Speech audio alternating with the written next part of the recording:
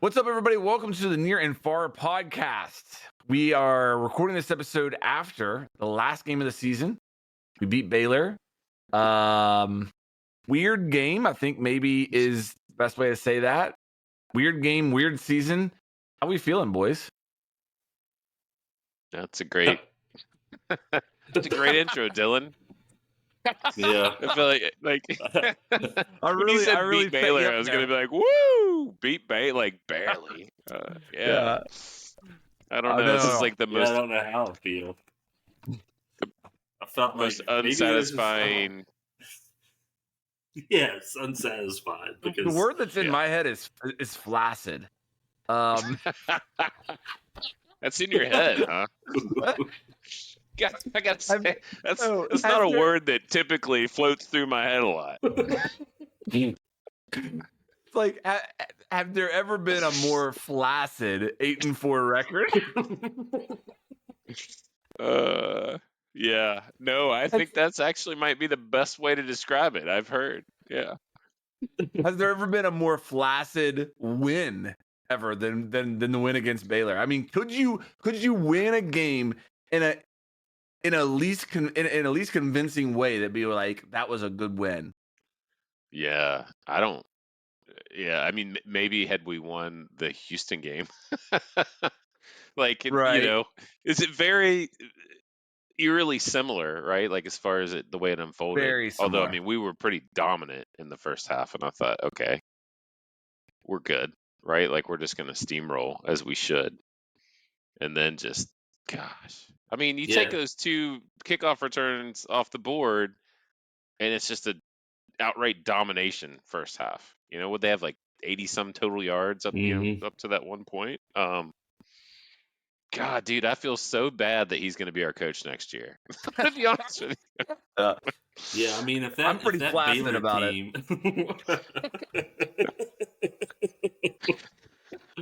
if that Baylor team is like middle of the pack, Big 12, and not the bottom half, that the ending was pretty cool.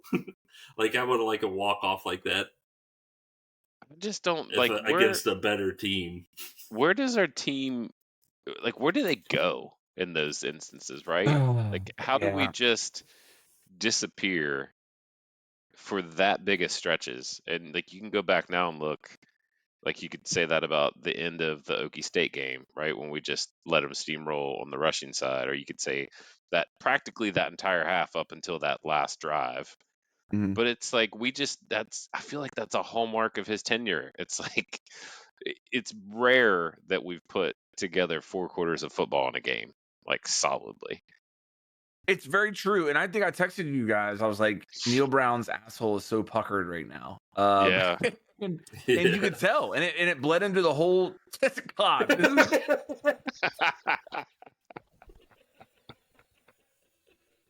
I don't know if the FCC is going to let this fly. Jesus. Oh no! I'm not getting here, guys. I'm going to have to tell my parents not to listen to this one. All right. But anyway, you can tell that the whole team was so nervous. Yeah, it really bled. I don't know. I mean, that's the thing is they came out and they didn't. I don't know. That first half, I thought they looked for. I mean, it was Baylor, so I wasn't expecting a whole lot. I think from an opponent perspective, but yeah, just gosh, man, it's very, very telling, as you said. It's a very unsatisfying win. It was a very unsatisfying end of a regular season to what I think was a very unsatisfying season. Yeah. And now, everybody's got, not everybody, but I think a lot of people are like, oh, it's 8-4, but it's like that 8-4 feels like a 6-6, like at best maybe for me right now. And I get you can't, to his credit, you won most of the games you should have won. Probably lost a game you shouldn't have lost. You don't get to, make your schedule as a coach. You just got to go out there and do it. But I mean, this seems like a record with hindsight now that you're going 9 should have been like the floor, like 9, maybe 10, or better is like what you feel in a good season. 8, and I mean, what did we settle on? I think we looked at it, right. It's going to be Duquesne. Duquesne's the only team with a winning record now since the season Above wrapped. 500. I think Yeah, Texas Tech is 500, right? I think so. I think 6-6, right? Let me get Yeah, look and and see. Duquesne Yeah, doesn't Texas count. Tech is 6-6. I think BYU dropped all their games. They put up valiant Yeah, they're efforts, but ended up losing. I mean, that almost feels like a statistical impossibility. I know, right? To say like we won 8 games, but everyone that we beat, like only one team was above 500. Like that just and it seems was crazy. an FCS team. Like it wasn't even at that. Yeah, exactly. So that feels awful. And the thing that like kind of rubs salt in the wound is because we were third in the FBS in rushing as a team. Yeah. No, first in FBS, third in all of college football. Yeah. In total yards per game. And it's like I don't it didn't stick out to me like that. I never thought, my God, we run the ball like crazy amount of yards. It didn't seem like it. And that's just giving, more people ammo that have the decision making capabilities or the pull to keep him or get rid of him. Yeah. I hate getting into like hypotheticals suck, but if we lose to Baylor, do you think he's gone? Do you think is he our coach right now? I thought that if after the first half, the way that, like Ryan said, we dominated it, other than those 2 kickoffs, I thought, if he loses this game with the way we played in the first half, giving up 2 kickoff returns for touchdowns in one half, like who has done that in the last? Oh my God! You know what I mean? Like I thought maybe there's a chance. Maybe this will be an embarrassing enough loss for the way that it happened that it could, kickstart the hot seat again. Can I ask you guys something? I'm honestly ignorant on this, but like, is it a coach's decision to not kick the ball out of the end zone, or do we not have a kicker that can kick it out of the end zone? Wasn't it raining in the first half though? It was raining off and on during the points of that game. So I don't know if wind was an issue or not, but I don't think he's got a huge leg. I mean, just based on, again, not I think saying from a that coaching with authority, standpoint, but just you want to watching, kick right? it out. Yeah, I don't think you want to give I those thought guys that a chance to too, return, period, Chad. right? I would think that was be like, if you can get a touchback, you get a touchback every single time. Like no doubt about it. Absolutely. But I think if you watch him, sometimes you can tell like he pops it up on purpose, like to try to make it land at like the 1, and then like we're playing like for coverage. Like that, I swear to you guys that sometimes from my eyes, it looks like it's like a called play, like, hey, kick it out of the end zone. Oh no, this time I want you to kick it to the right corner and pop it up. Almost like calling a squib. See, I think it seems like that's happening. Yeah, it does, and I feel like that should be reserved for punts, because you do want to right. You have coverage down there. You want to play that game, but you've got time to get coverage. But I think we were, and they talked about it right on the broadcast. I think we were like 122nd, going into the game on kickoff coverage, and then surprisingly, like we were 126th or something, right? Like, I mean, we definitely went down, but I thought we'd have went even further down. But that's the kind of shit that drives me crazy about him too. It's like after the game, somebody obviously brings that up. That's a big point of contention, and it's like, well, that's just out of character. That's not who we are. That is who you are. Like, you were 122nd going into the game on kickoff coverage. Like, now, granted, nobody had run back 2 touchdowns in a game, but like that's pretty insane, right? But you're not a good kickoff coverage team. You haven't been. So like to act like, oh, that's so uncharacteristic. It's not really.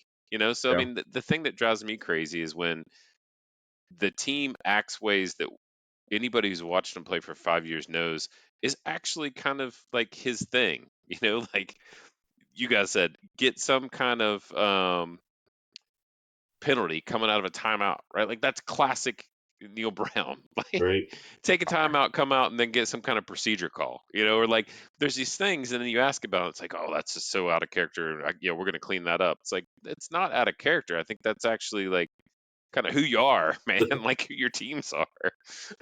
And But I mean, go ahead, Chad. no, I was just going to say, you would think after 2 kickoff returns in the first half with our defense, or their offense, I guess, stumbling, I'd start thinking onside kicks. You know what I mean? Kick it out of bounds, dude. Just give Right. it to him at the 35 at some point. Right. Just like whatever. Absolutely. Yeah. Kick it out of bounds. Like, even those squibs were getting back there so fast that I was like, that didn't really like change much. That might have been better a scenario for him, but yeah, I was thinking about that. That obviously, I was thinking about like the possession we had before we went down and scored the touchdown at the end. We had a running play stopped, pass play incomplete, or no, another running play that was got a short gain, a pass play that was incomplete. It ended up being like fourth and a like 1.5, fourth and a long one, and we went for it. Quarterback sneak, and like how many times? Like, I was looking at them when they were lined up. I was like, we're not getting this. We are not going to get to this. We have a mobile quarterback. Like, I understand. Like, I'm like the opposite of that guy who's like, you need a yard. Just why are you in shotgun? But like, when you have the weapons that we do, that's what makes sense to me. But we've tried this quarterback sneak, and I think he thinks that the offensive line is always going to win that battle, and they just haven't. Well, not when you telegraph it, right? I mean, exactly. It's one thing if you go up there knowing we're going, right? Like it's a 2-down situation. Regardless of what we get on third, we're going for it on fourth. So immediately up on the line in that formation and going like instantly. But we like take our time, line up in a clear sneak formation with their guys behind them to push them, and they got 11 guys in the box, like on the line. And Garrett Green might weigh 120 pounds. Like, no shit. And I mean, like, that's the thing is that's just not his thing, man, at all. Like that sneak. Right. I hate that. I hate it. Jaheim White is an animal, though. That's a positive from the game. Like, he's a beast, man. There's a lot to be very excited about. Traylon Ray.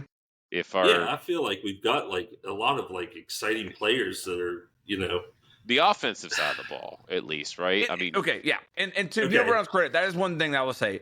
When you look at like this year and what to be excited about, the offense did progress this year and was way better than it ever has been under his tenure.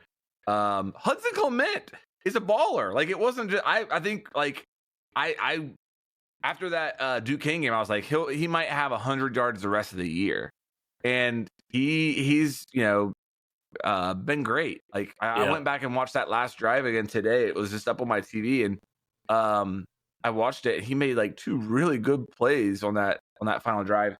So I'll give Neil credit on that. That the offense has been better, but here's what I'll say about this season: we didn't beat a single good team, and we lost to one team that was bad. Who fired their coach? Yes. And it's really hard to get excited about that. I think the bowl game, we're going to get into the bowl games. I know both of you guys were saying that you were looking at the bowl game possibilities, which we can talk about now if you want, but I would love to play it. I'm really excited about the bowl game. One of the matchups that I've seen is North Carolina. I've watched them a good bit being down here in Raleigh. And they're 8-4, the same record as us. So I would love to play like an 8-4 North Carolina, and it would be a really good gauge to me as far as how good we actually were this year. We go in there and we blow them out, then maybe maybe we were a solid 8-4 team. But like, I kind of feel like we are who we thought we were, in the sense that we're an 8-4 team that was never ranked all year, and that's where we probably deserve to be. Here's what scares me about them is Drake May's throwing for 3,600 yards this year. I wonder if he'll even play in a bowl game. Well, you're right. He's one of the top prospects, I believe. That's part of the thing I hate, right, about bowl games, at least at this level of bowl games in particular, where there's really not a whole lot of incentive for guys that are, going to go on and play on Sundays to jeopardize, risk injury in one more game. So I think he's a junior too, though. So if he comes back, maybe he plays, right? Is he only a junior? I think maybe. I so don't know. here's what I got. Chad, check me on this. There seems to be, at least from a which bowl consensus, there's, I think, let's say 4 out of the 6 or 7, kind of major media projections have us in the AutoZone Liberty Bowl. Yeah. Um, Where's that at? What city? That's Memphis, right? Yeah. Okay. And none of those have us playing the same team, I don't think. So one's got, let's see, Athlon's got Memphis, which would be interesting. That's a home game for them. CBS Sports has SMU, which would that'd be an interesting matchup, for sure. Virginia Tech, which kind of, I guess, I don't know. Dude. I mean, had we not just come off, kind of playing them? That'd be exciting, but it would suck to lose the Black Diamond Trophy like that. Like we're gonna have it for a while now. Like Appy State is the other projection for that. I really don't want to play. They don't have any Power 5 wins. Appy State does it? Or No. Virginia Tech? Did you say who did you say before Virginia Tech? SMU. Yeah, that one right there. No. Yeah. Just not because it's like I think it's a trap game, because they're 10-2, but their conference opponent's record is 19-37. Like they beat nobody but the bottom of their conference. Like I know that they're 8-0 in their conference, so they're the top dog, but the teams that they beat in their conference, they didn't play everybody in their conference, but the ones that they did beat are like 1-7 and 2, and you know what I mean? Like they so no good can come from that game. Basically, no. It would just be that's a lose. Yeah, it's a lose for us. I think I read that Jacksonville State's going to be bowling. Yeah, they are. I haven't seen them projected to be with us, but see, we got there's another SMU project. What? Yeah. Then someone else has got us in the Lockheed Martin Armed Air Forces Bowl, which I think is here in Texas somewhere. Yeah, that's the one at SMU. Yeah, and they also have SMU. And then Guaranteed Rate, man, these names are hilarious. Guaranteed Rate Bowl. Pop-Tarts Bowl. Northwestern. Yeah. Toaster Strudel. Yeah, that's another. Then the Pop-Tarts Bowl against North Carolina. Texas Bowl versus A&M would be interesting. I like that because one. that's a very athletically talented team. That's certainly underperformed based on.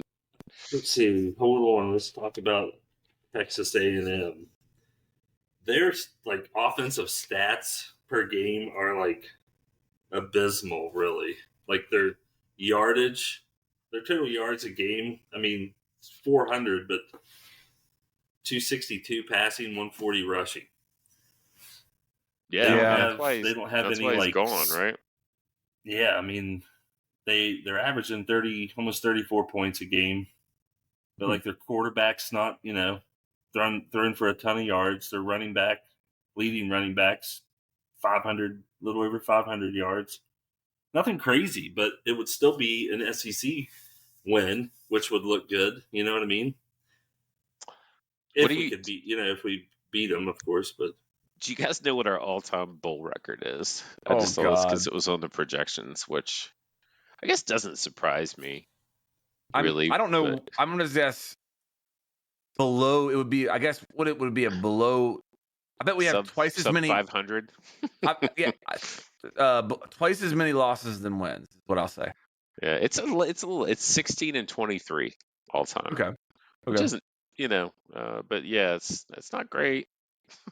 No. And certainly not recently. I mean, Well, what was it? Don Nehlen never won a bowl until his last year or something crazy like that. He had a crazy losing streak in bowls. If I remember Music correctly. City Bowl, I think. Yeah, Music City Bowl against Ole Miss, wasn't it? That's when they put in Eli. Thank God they didn't put him in until later, because I feel like they almost came back and won it. And then Rich lost his first 3 bowls, right? Well, hell, we were at like how many of them? 2. The first Yeah. was the Car Care Bowl where we got Yeah. Virginia beat the hell out of us, right? That was that. And then Maryland beat us the in the Gator. Yeah. And then Florida State, right? Florida State was before, and then we won the Sugar Bowl. I think yeah, that's right. Because then Sugar Bowl started. Florida State. I forgot about that one. Yeah, Sugar Bowl started Pat's run of the 4 consecutive wins. Yeah. Yeah. Hey, interesting. Let me ask you guys this, because this shocked me today a little bit. Maybe not, but I was trying to do like some comparisons to think about. This is, maybe not. You guys tell me what you think, but probably since certainly Pat in the Rich Rod days of like a running offense, it's probably the most prolific running team we've had. I mean, maybe you could look at Holgerson's year where he had Rochelle Shell and our favorite quarterback under center. So, I mean, I have to look statistically, but obviously, like the natural comparison, right, as far as like a 3-headed monster or more would be like Pat and Slayton, Devine, some combination it's definitely of those. got some similarities to. But how do you, this one shocked me. What do you think if I just asked you, like, what was the most yards that Pat ever threw for in a single season during his 4 years? In a season? In a season. 1,200. Oh, come on. Don't do my boy like that. He only threw it like 15 times a game. Still, that would be 100 yards per game. Yeah, but it's higher than that. I'll give you that. Yeah. I'm gonna say his senior year he probably threw for like 2,500. Yeah, so his senior year, which definitely I think was his pass heaviest year, right? It's when he was kind of in the I want to be a quarterback. God, what was that guy's name? What was his from Wake Forest? Is it Jeff? Jeff something? Yes, it was. It was I'll think of it. I've buried it so deep, Yeah. so I'll never remember his name again. But it wasn't Jeff Mullen, was it? Jeff Mullen. I think it was. I think it was. Anyways, what was it? Oh yeah, sorry, 1,800. So 1,842. Whoa. And what I was looking at today, which kind of surprised me, was Garrett's numbers, right? On the season, because I was like, he's had like an okay, like it's not that bad, but he essentially threw for 1,800 yards this year. Okay. He got him at 2,200 on ESPN.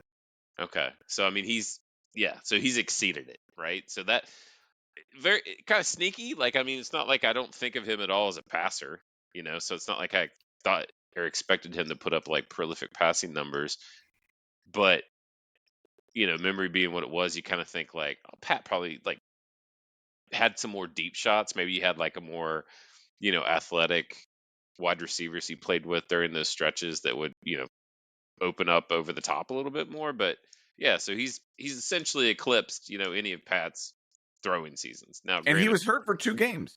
Yeah. I mean, but here's one thing I'll say in Pat's defense here. How many of those games were we up 40-0 at halftime and didn't throw a single pass in the second half?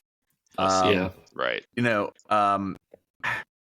when Pat eclipsed him, obviously, from a rushing perspective, because the least, Pat was his freshman year when he almost ran for 1,000.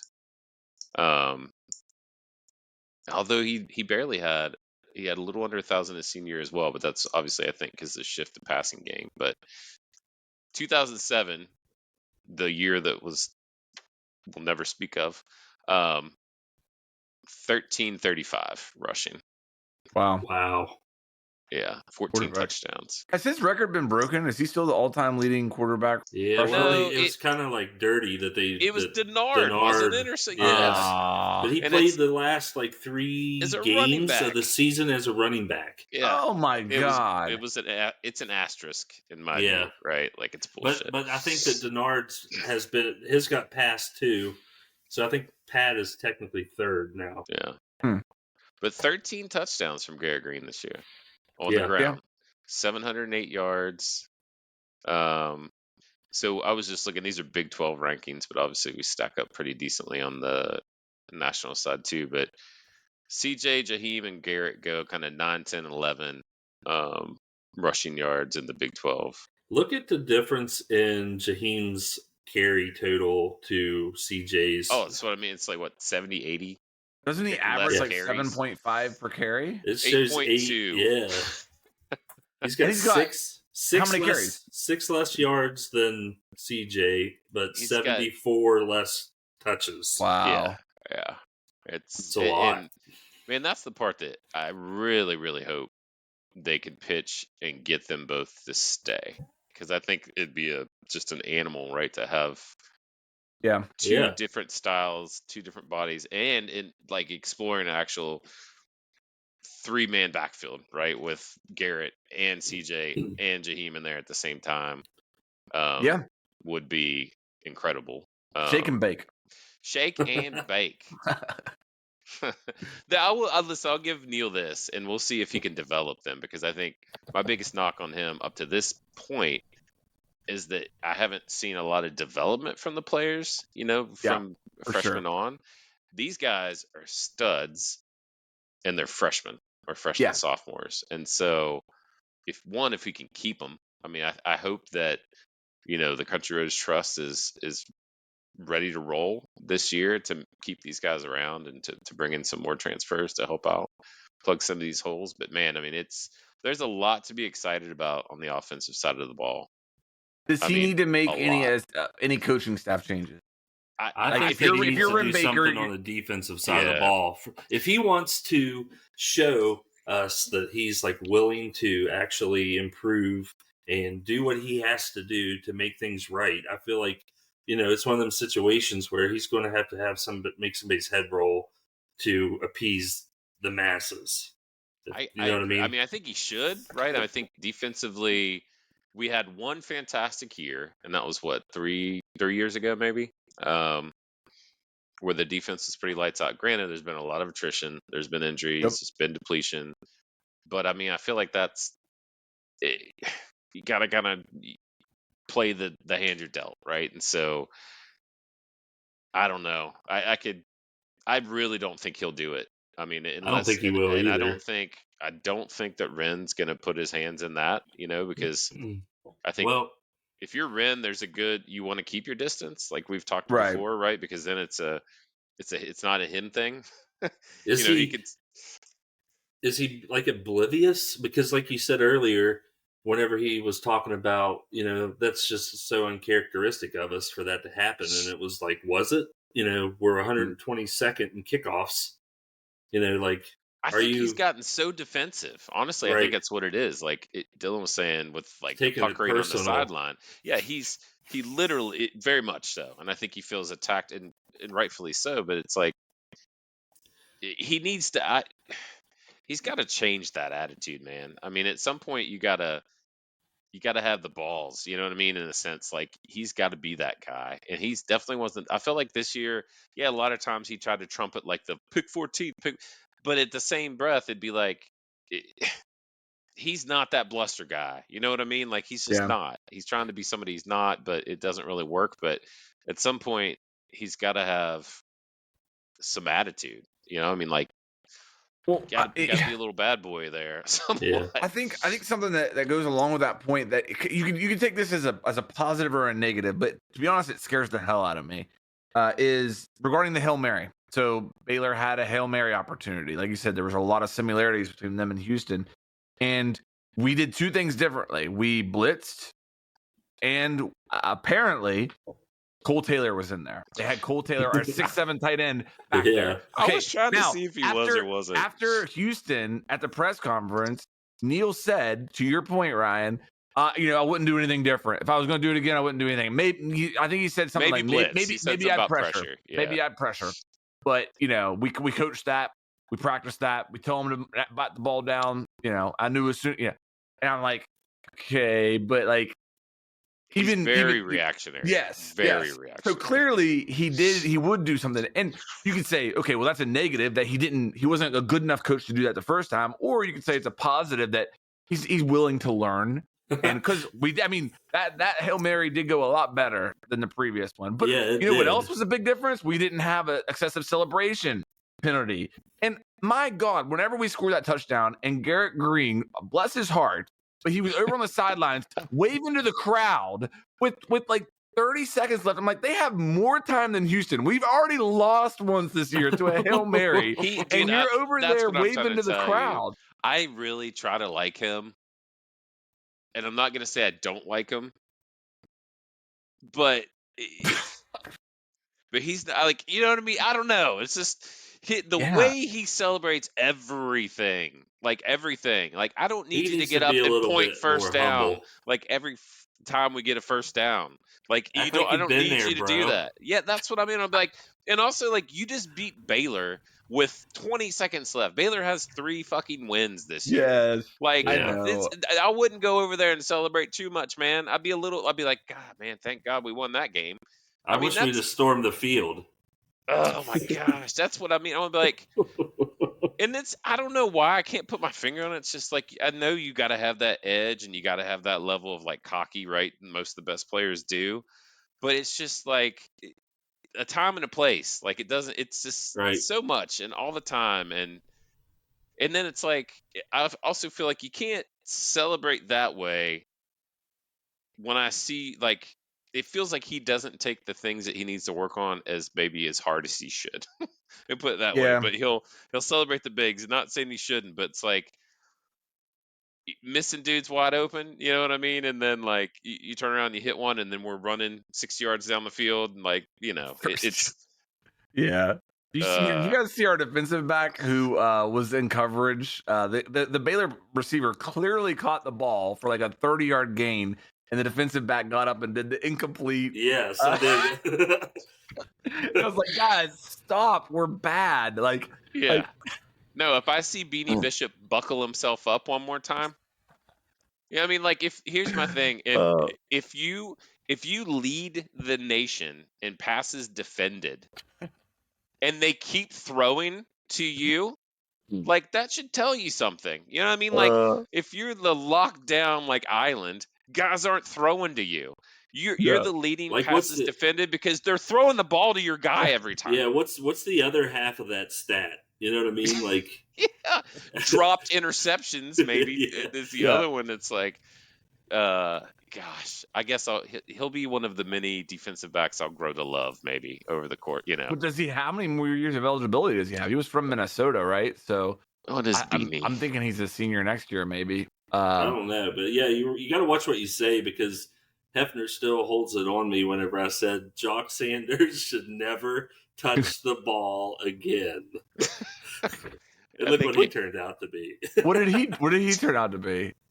I mean, he was pretty decent. He's a stud. Yeah. His next season. Okay. Yeah. Yeah. So there's a lot to be excited about. Well, I do think that, but it's the external pieces of it. It's the talent, which again he's got to get credit for. He's recruiting these guys. He's getting them in. These guys were missed or otherwise by other people. Next year, regardless of the outcome, I mean, the bowl, I think the thing that surprises me, and honestly it does at this point, and I fully expect that maybe it would come out this week, and granted it's only Monday, but I fully expected after 8 wins and prior to the bowl game that there would be some kind of a statement from Ren Baker regarding this. I mean, the season's over practically. Right. The bowl game's fluff, but I thought there would be some kind of a statement because they're getting ready to go into, I'm trying to remember when, there's a short period, I think, prior to the bowl games, right, from a recruitment standpoint or otherwise.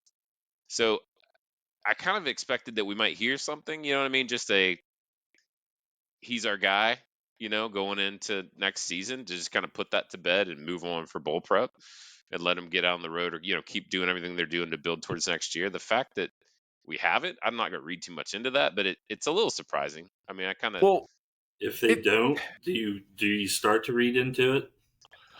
Is it something that he's still mulling over? I don't think he is. There's no chance they fire him after the bowl, right? Like, if we go and just get destroyed in a bowl, like, that's too late, right? We'll just get our money's worth out of him, though. Well, yeah, I guess. I mean, the only thing I will say read into that, potentially, right, is that... He's on a short leash next year? he's on a short leash somewhat, but is that he's really not that he meant it. Baker did when he said, "I'm going to fully assess everything, like Mm. A to Z," because I think that tells me that the bowl game maybe is part of that assessment, right? Like it's Yeah. you don't want to be there. I think ideally that like especially now with the vacancies we have and the coaching carousel is already up and running. If you really wanted to bring someone in, you're going to be behind, a Way little bit on behind. that front. But I do think that hey, this year was supposed to be the make or break year. Here we go again. I know, and that's what cracks me up. Like a couple of things I've read, they're like, we are going to know for sure next year. He's got offensive talent, and next year we will know if Neil Brown is the guy or not. I'm like, Will we? Are you sure about that? Because Like, I feel like we already know. You know what I mean? That's what I Yeah. mean. Like, we keep prolonging like, for me, it's if he's the guy, he's the it guy. You know what I mean? You Yeah. have that, like, we'd have 10 wins this season, right? Dude. Like, well, it's like at the beginning of the season, if you'd been like, if we win 8 games, are you happy? Yes, absolutely. Somehow he managed to do it in a way that is flaccid is the word I'm describing it. And then on the podcast, we came in here, we're like, okay, for him to keep his job, he's got to win 2 of the last 3. Got to win 2 of the last 3. He wins 2 of the last 3, but somehow he does it in a way that is like not satisfying at all. We get blown out by Oklahoma, and we need a last-second drive to beat Baylor. Like, he how does he it do in this? Neil Brown fashion. He Like, really does. That's the thing. Yeah. Is like that's who he is, right? Like, go look at the 5 years. Like, that's exactly who he is. And so, like the fact that anybody actually expects anything different next year is a little crazy. I think, right? Like the whole idea that I mean, let's just think it this way: Holgerson left, right, when Neil came in. So we've got a perfect, granted, different conferences, right, prior to this year, but there's 2 5-year tenures, one on the tail end of the other, right there. And Neil's record as a whole is worse than Dana's. Neil's best season is worse than Dana's.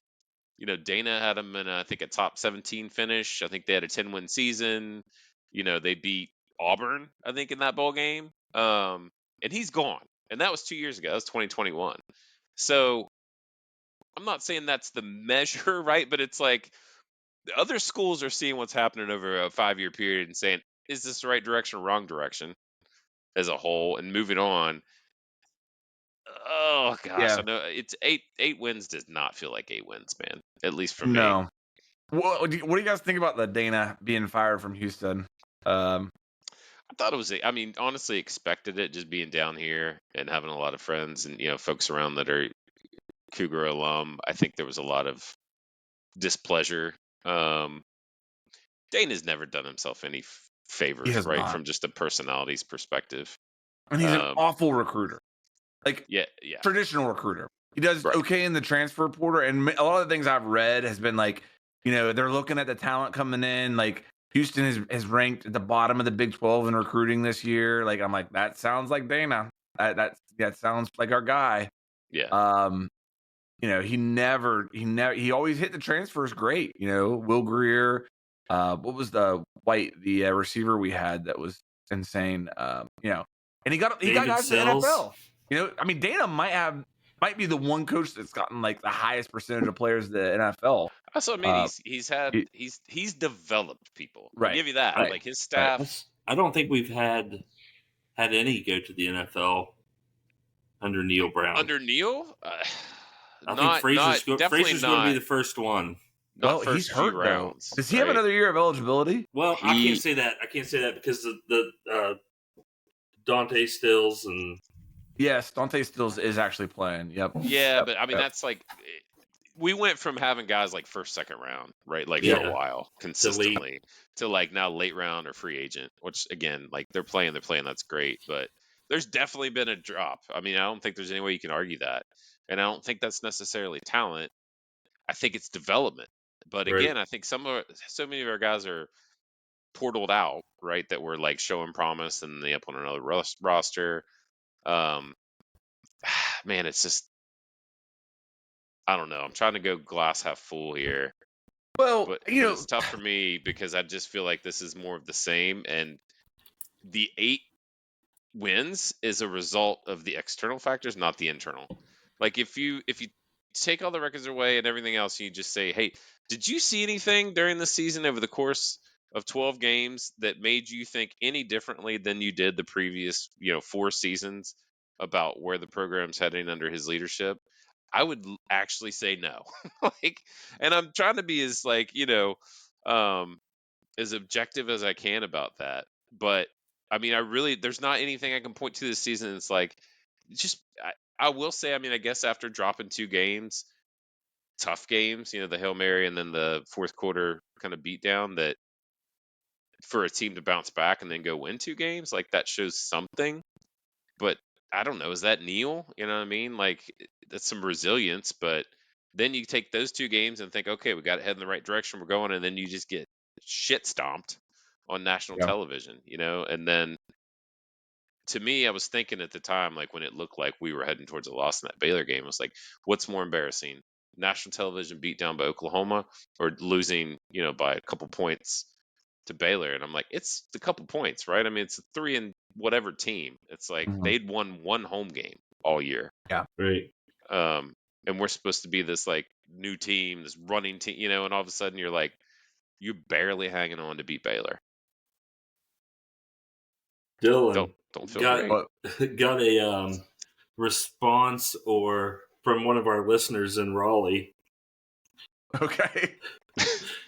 To your comment on Tony's hadn't had any head coaching experience. Yeah.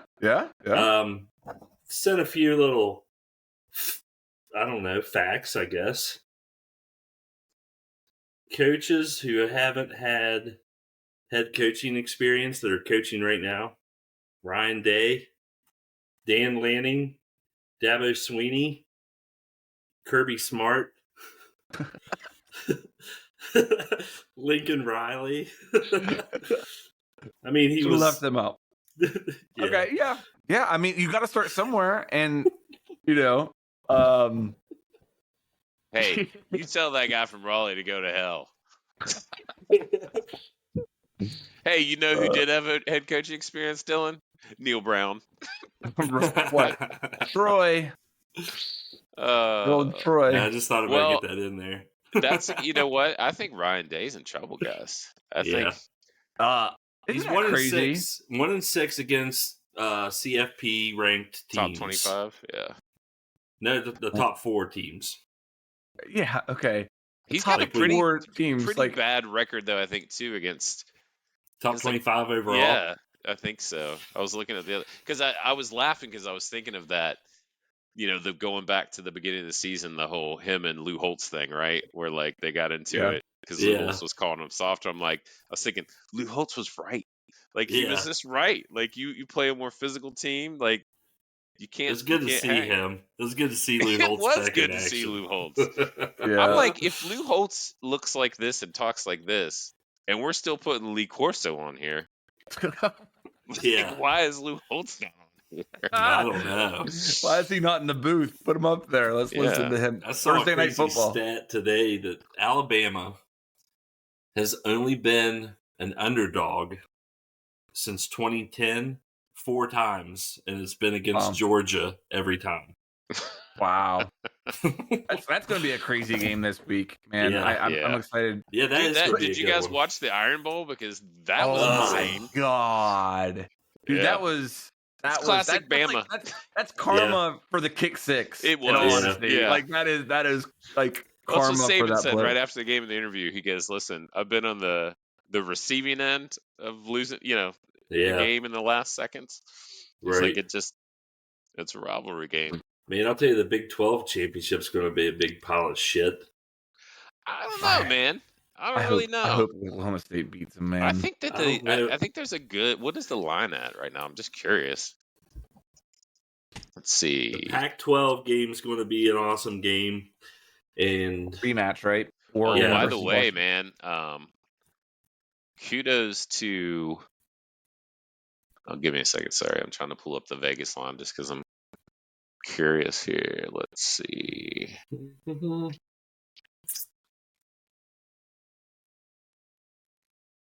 Maybe.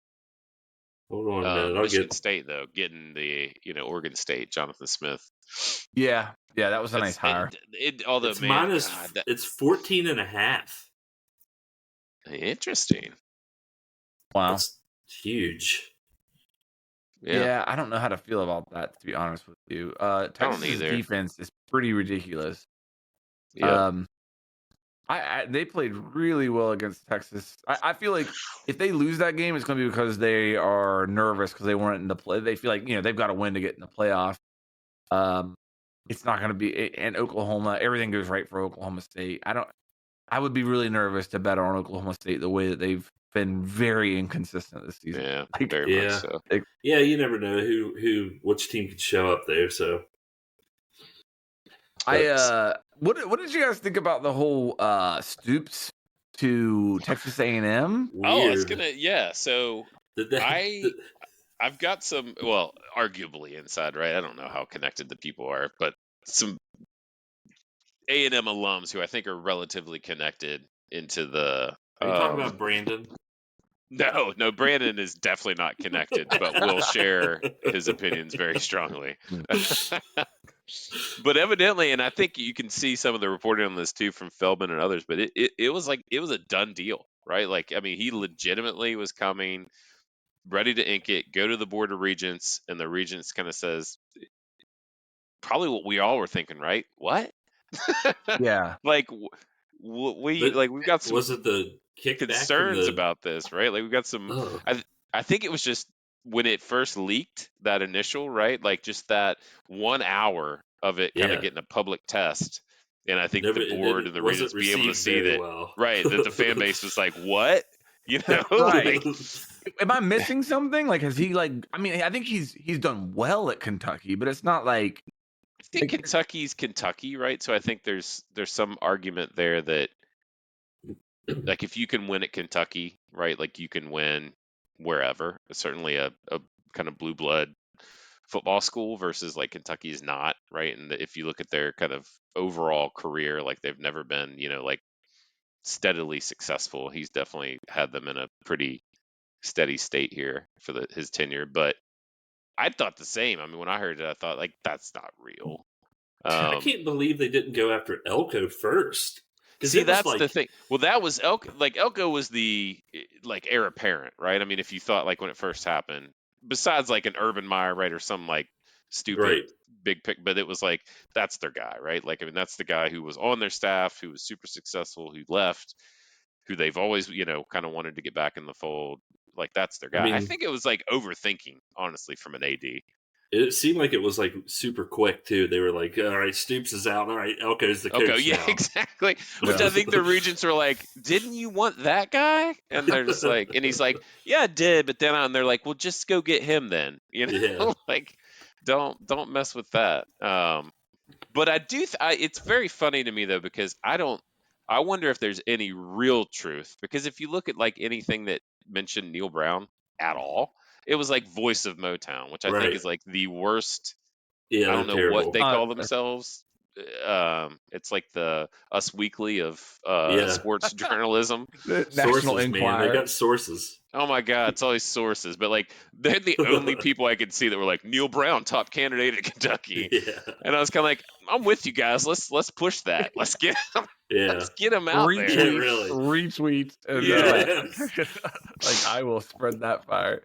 But I was like, yeah, there was a glimmer of hope there for a minute, because I thought if that happens, maybe okay. It's like, Yeah, I mean, it was people kinda are saying it Neil coulda Brown lined Coach up. of the Year in the Big 12, and I'm like, I mean, Well, yeah, he was here's the thing. 14. Like, First but of all, like Sarkisian, surely. Like, well, it's going to be Sarkisian Sarkisian or Gundy. I mean, Gundy Right. loses at home to like what, South Alabama, Yeah, or something to start the season, and then like pretty much reinvents that team, and then they're playing in the Big 12 championship game. So it's got to be one of those two, I think. And then the guys that vote for it, right, are the same guys that did the preseason poll. So Right. like, yeah, I think everyone's got a little bit of ego. I don't think anybody's willing to accept how wrong they were and then anoint him, Big 12 Coach of the Year. True. So, but I mean, they were. I mean, give them that. Like everybody was wrong. That was the greatest blessing to Neil Brown as well, too, because like, I mean, he has hung his his visor on that the entire season. Like Yeah. 14th. 14th, 14th. 14th, Yeah.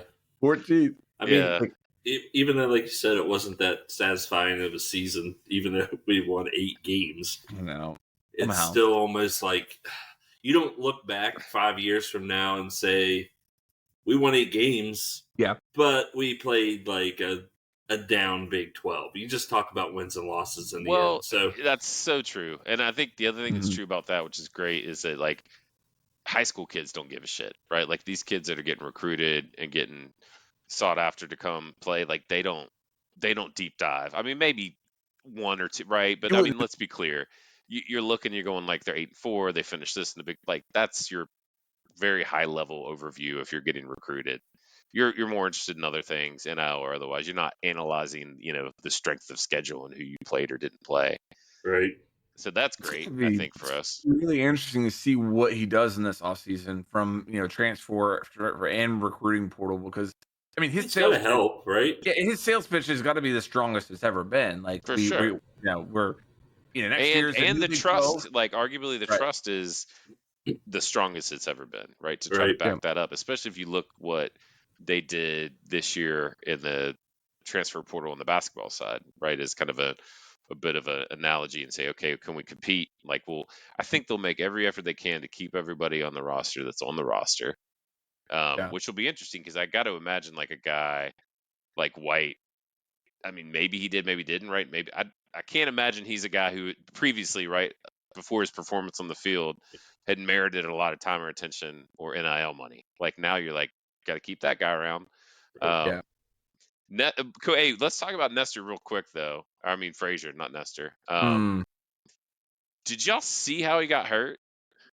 Got carrying Hudson Dude, Clement. because it's like literally, it's like a war movie, where like the dude like picks up his like fellow soldier and is like dragging him and then like takes a bullet for him. It's like Yeah. he literally gets us the first down. Like I mean, there's no doubt he helped him get close to that marker. Injures himself in it, and then crawls his ass off the field, knowing that it'd be a 10-second runoff Right. if he goes down on the field. Yeah. It was That pretty guy's cool. a dog. Yeah. It almost looked like a little Giants play. It's like it was like It like was. He Hudson literally Clement's grabbed feet him were- like were underneath. Yeah, Yeah. like it was wild, but yeah, ton of respect for him. I guess he's got a significant injury. Yeah, I'm guessing yeah, he he's tore not playing the whole ACL or game. something. That sucks for him, man. I think he does have one more year of eligibility. I don't know if he'll come back or not. I think he's gone. Well, I don't know. That's true because he may have one more year. He had previously announced. I mean, he announced it. I think after his injury, That he's because leaving. he was going to the Senior Bowl. So that's the part that really sucks, right? Is that's where he's going to get all that evaluation, film, and tape, right, and kind of build his status pre-combine and draft. And now I'm assuming the injury is bad enough. Like if he's missing maybe not, but I mean, there's been nothing on it, right? If they were saying like before he was going to be a first or second round pick, then and now with the injury he slides down to fourth or fifth. Maybe he's like, I'll play another year and get He's NIL listed money. as a junior. Yeah, I think he's got 1 year of eligibility because of COVID. Yeah, and then Preston Fox, I think that was clearly a concussion, right? I mean, they haven't said a word about him was either. Out, but like, he did the out. what do they call it? I can't. There's a name. Yeah, for the it. stiff The arms. Yeah, dude, his head was like the first thing to make contact hard on that catch. I can't believe he hung on to the football. Honestly. Yeah, that it's like he Preston Fox makes all of the hardest catches possible, but like drops the one that hits him in the number. It's crazy with him. Yeah. Yeah, I again, and so you want to look another at, thing I'll say next year? Well, yeah. Let me like say real quick, like credit to Neil Brown, a new center comes in on your final drive of the game, and we didn't miss a beat. Credit to that player and the coaching staff on that. Great. I mean, that's my first thing I was thinking. Not easy to do. Yeah, just on that exchange, right? Because you're thinking there's going to be like a bad snap, right, or something, because he's cold coming right off, and that was a lot of shit went wrong on that last drive. that could have, stopped it. So listen, I'm going to just adopt a glass half full from now on and just be We're on the climb, most baby. chipper The person. Near and Far podcast is back Fuck on it, the climb. I'm not just trusting the climb. I'm going to listen, I want Neil to get on my back and I will climb the mountain for You guys him. want to get some shirts? Back on the climb. We really need to start fleshing this out a little bit. That would actually be a great shirt. Like make it like a West Virginia dry erase board, back on the climb, and then exit out, fire Neil Brown. Yes. Out, yeah. Back on the climb. That would be awesome. I like that idea. That's a good one. All right. So real quick, so we don't have the exact obviously schedule out next year, but we know who we're playing in the Big 12, and we know obviously we're opening up with Penn State at our place, which we'll know really quickly, right? I mean, we said that this year, and I think we did know, quite honestly. Like it wasn't a great, you know what I mean? It wasn't an inspiring, like we weren't like, oh yeah, we're good. We hung, like we did whatever. You're kind of like, what the hell was that? Like, so we'll know right out of the gate kind of what we've got next year. But we've got Baylor, Central Florida, Iowa State, Kansas State at home. And then on the road, we've got Arizona, Cincinnati, Okie State, and Texas Tech. So wow, we don't play Utah. I mean, that's not bad on the surface. That does not sound bad. Like no, we don't play Utah or Colorado until 2025. Kansas State could be pretty rough. They're both home though. You know what I mean? So that's some benefit. On the road, Arizona had a pretty good season. Yeah, I don't know what they're returning. Yeah. So that one's going to be. I mean, it's hard to say. I mean, I think if we looked at the schedule this year, we probably thought, it wasn't nearly going to be as easy as it turned out to be. So who knows? But I think the big thing for next year, like, if we play 3 ranked teams next year, we got to win one of those games, and we need to be ranked for a sizable portion of the season. I think you can't backslide at all, right? Like I think you said it now, and like you've got to either match under good circumstances the record 8-4, or you got to go up. Like you can't go back. I'm not saying it has to be that way forever, but not next year. You can't backslide next year. He hasn't earned that right yet. We gotta take another step forward next year, and it involves either wins against top 25 opponents and being in the top 25 ourselves. That's how I'm going to measure it, because as we've seen this year, wins and losses is not. There's a lot of perspective there. 2020 was the last time we beat a ranked team. No, really? Oklahoma State was ranked. Sorry. It was 2021. We beat Iowa State. They were ranked 22nd. Yeah. Well, hey, normally this would be part of our sports fanaticism where we'd say football's almost over. Focus our attention on basketball. Dude, we look. Well, we don't have any depth, and that is really starting to show. Who was the dude that played the other night? Hadn't seen him on the bench. Bembry? He only played like 4 minutes, but... Are you sure that wasn't the name of the other team? Out of the stands. Who were we playing? What was the name of that college? I have never heard of Bellarmine? Bellarmine? Like Bellarmine. Bellarmine. It's in Louisville, Kentucky. Look at that. Okay. Bellarmine. Yeah, we look bad, boys. It's going to be. I don't know that we'll win a single Big 12. Here's the thing, though, because I will just admit, like, I did not watch any of these games. I should have, but I did not. But I did just look. I mean, I know we got beat down by SMU. How did we, like, at least score-wise, hang with Virginia? That's a little surprising with 7 guys on the rotation. Yeah, it was like close, and then they just pulled away at the end. We got gas. But that's encouraging. Also, I feel like we did. Oh no, it was close to the last second. Okay, final possession. It's a tie ball game, and they get the ball with like 45 seconds. They come down. They waste some time. They throw they shoot, miss, get an offensive rebound. So then we have to foul. Or no, we were down. We must have been down 1 or 2.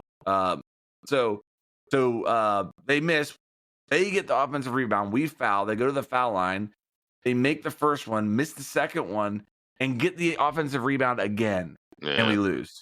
It was like the most West Virginia thing ever.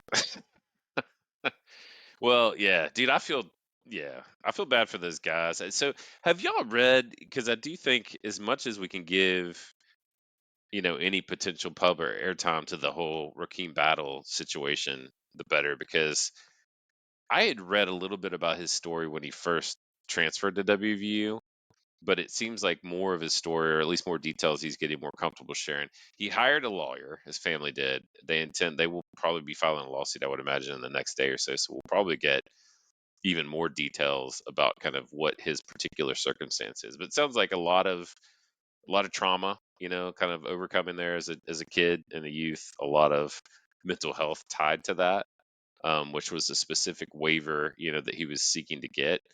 Man, if that stuff is true, then what a bunch of pieces of shit like the NCAA is. Explain that to me like I'm 5, because I don't know. I don't know the circumstances here.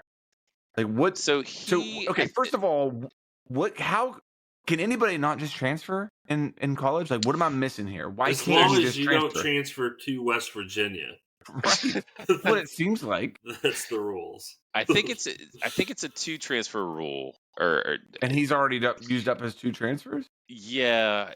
So let me see what his particular situation was. But they had a head coaching change. Was that before or after? Yeah. No, that was before he transferred. I mean, that was the reason that he wanted to transfer. I think he may have had let's see, a previous transfer into where he was at. Let's see. So he was at Montana State. That's where his coach left. And then after his coach left, I mean, it sounds like the way I'm reading like all of his statements, and surely we'll find out like in the lawsuit when they started alleging things more directly, but it wasn't like he made a very informed decision, right? Like he knew he had kind of 3 options ahead of him when his coach left at Montana State, and had to kind of weigh each of those and decided, like, after consultation with, I'm sure WVU, right, their staff, their eligibility folks, probably the same people at Montana State, probably to some degree lawyers or otherwise, kind of decided that like this was going to be the route that made the most sense and most likely would result in eligibility. And I'll try to get more educated on it, Dylan, before we talk next time, so we can kind of dive deep on it. But there's a couple good articles out there if you just kind of Google Rakeem Battle and story, where they're starting. It's a statement that he put out, and it was very good. Very good, right? I mean, he's kind of explaining it, and then they've now retained counsel. I got to assume that maybe there's some assistance there, right? The school's done what the school can do via the NCAA. Now this is kind of action being taken directly by him and his family, but I'm sure the school's supportive of it, right? And doing what they can from a resources or otherwise perspective. But it's like between him and Jose Perez, like WVU, we feel like the friend who would be like call you and be like, yeah, man, it's cool, come over, and you get there and his mom like gives you the stink eye the whole time. like they're all eating dinner and like you don't even get invited. I thought your mom said it was cool, man. You didn't run it by your mom, did you? It'd be like if you went to like a bowl game and you're like, we're gonna stay with the team, and then you showed up and knocked on the door. And you're like, we're not staying with the team. We're not staying with the team, are we? Oh man. Oh my god. But it's like going to Brian Bailey's birthday party. That son of a bitch. Listen, I'm 41 going on 42, and I will never forget. Never. Well, hopefully Raekwon Battle can find his Yorkshire Inn and make the best of it. I we did, did, dude. And have a good time. The part I loved about his statement and just reading it, right, is that you hear the NCAA say over and over and over and over, like that their sole function, right, and their purpose and their job is to protect the best interests of the student athlete, right? And he just like drilled him on that repeatedly, talking about like his personal situation, his mental health, everything, pretty much saying, I'm in the most stable environment I've been in. I'm around people to set me up for success. I need basketball. Like, that's what keeps me in the right state of mind and keeps me on the right path. And you're telling me I can't play basketball. Like, so what do you give a Yeah. shit, about? And not to mention with the Native American angle, and kind of just dousing on the NCAA for not caring about that. Very interesting, man. I am, obviously a lot of people are very displeased with the NCAA these days and the kind of just idiotic, it seems, decisions coming out of their office on a regular basis. Yeah, I think they're just going to be non-existent. I think we talked about it on a previous episode. Like, I think their days are limited. And with stuff like this, you can't be too upset about it. So, Yeah. I think we'll know within the next week what bowl we're going to, right? I was gonna say, I think selection shows Should know probably next Sunday. Sunday. Yeah. So that's Or before. exciting. I mean, it just depends. I think a lot of places have the option to pick and choose like ahead of time, right? I mean, it's not like I think it's the pecking necessarily order. a schedule. Yeah, I for mean, the all of only the thing bowls. is Texas. Is there a scenario where I'm trying to think ahead of us, right? If on the CFP side, so who's the top four? What My Georgia, understanding Michigan? is that if two Big 12 teams go to New Year's Washington Day and Florida 6 State. or college football playoff, then we are likely to go to Pop-Tarts. Well, that I don't know about you guys, but I go to Pop-Tarts nearly every morning. An unfrosted The only question I was wondering there is Pop-Tart? if Texas sneaks in, right? Which I guess it would take like maybe a Florida State loss, right? Or because Oregon's sitting right at 5. If those rankings hold, somebody'd have to lose. This could be a catastrophe. Like, yeah, Alabama beats Georgia. Oregon beats Washington. Texas wins. They've got to win against Oklahoma or Alabama. Bunch of one-loss teams, right? Log jammed. Yes, at it the could top. be a disaster. So the only reason I'm saying that, Dylan, is I think the only remaining factor is if Texas would sneak into the CFP, then that opens up additional spots for a Big 12, representative in one of the New Year's bowl games. Whereas otherwise, Texas will take that slot, and then everything else will trickle down. So if Texas somehow gets in, we're in a tie for third, right? I gotta tell you though, man, these bowls, right? Like besides the automatic tie-ins at the high level, I think a lot of it's always based on interest, right, and excitement because they really want people to travel and watch. Yeah, and I think they try to pair games up. I don't feel like we got it. You know what I mean? Like if you're assessing we got it over Kansas State, though. Surely. You think? I think so. Man. I feel like we travel well. Number it one depends rushing on who team. we're playing too. I feel like if we got matched up against I don't know. I mean, you got to put a little bit of interest out there in the game. I mean, nobody really wants to watch us play Memphis. You know what I mean? Like, who's going to travel for that? No. Like, I would like. What bowl is it that we're projected against UNC? That's my favorite. That's my top choice. Pop-Tart. That's the Pop-Tarts, baby. Is that I'm all in on Pop-Tart Bowl. That? I feel like it's in North. Where is it? Let's go to it, it's guys. It's not North Carolina. Let's check it out. Surely. Sure, it's like 20 degrees down here right now. Like it's cold. Surely, yeah. This headline says Pop-Tarts won wrapped the first ever edible mascot. Orlando. Edible mascot. Okay. That's not true. There's a buffalo. There's a. There's a mountaineer if you want to get real crazy. This has been kind of a weird episode. I'm very flaccid right now just thinking about all this. Yeah, Orlando. So that used to be a lot of bowls. I feel like that used to be the Camping World or something, right? It was like something different. They changed like every freaking Camping year. World Bowl. Yeah. Camping World. Like how are all these companies that I have never seen in my entire life? How do they have enough money to put on these bowls? I feel like we could put on a bowl game. Probably. The Near and Far Podcast Bowl. Yeah, the yes, Barstool we should do that. Really skyrocket this. He held at the Jane Lou Fields. No pads. No pads. And if the ball goes in the water, whoever threw it in there has to Gotta throw go it get out. it. That's right. I think that you just described the last like tackle football game we had over there. I think I still have a concussion. Do you remember? Oh, Oh yes. man, Yeah, that ground was Yeah. hard. bad. You went way too hard.